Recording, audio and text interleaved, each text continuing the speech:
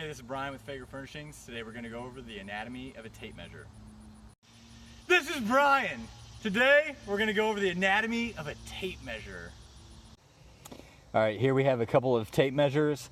There's basic features to each tape measure. One is the housing that has the flexible tape. 2 is the tape itself. 3 is a tape stop, so the tape doesn't go in when you want it to stay under control.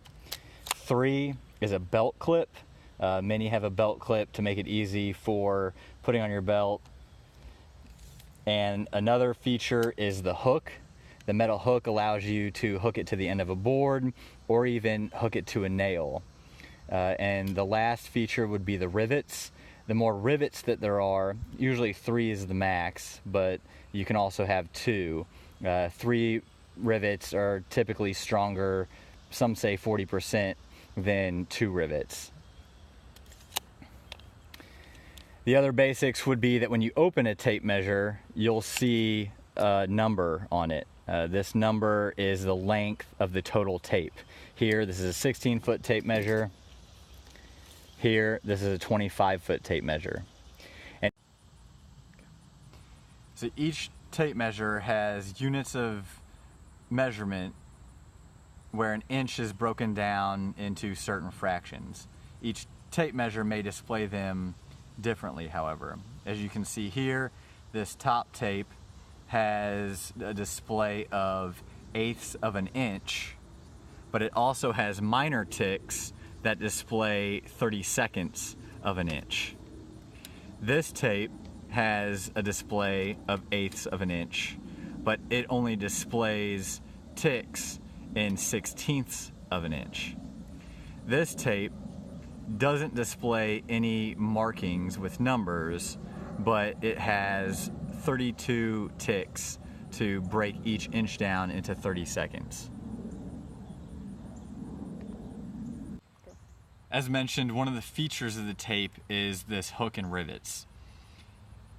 The hook allows for the tape to be hooked onto, let's say, a piece of wood or a nail and then pulled, and the rivets allow the strength so that the tape can be pulled.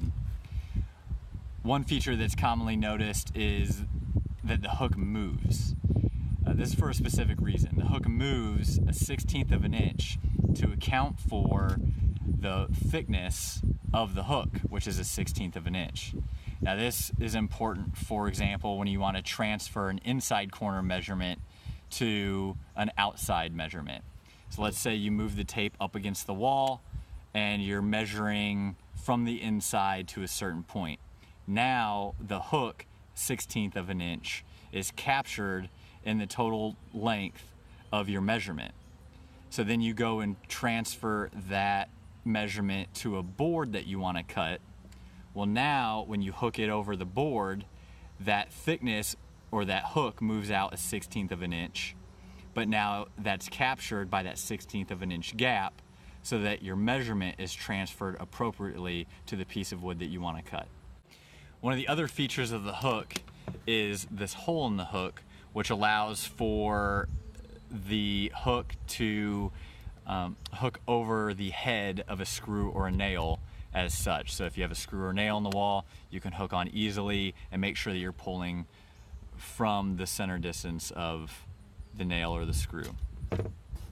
So those are the major features of the tape measure: the hook, the rivets, the tape, the units of measurement on the tape, how long your tape measure is, the stopping feature, the belt clip, and the housing.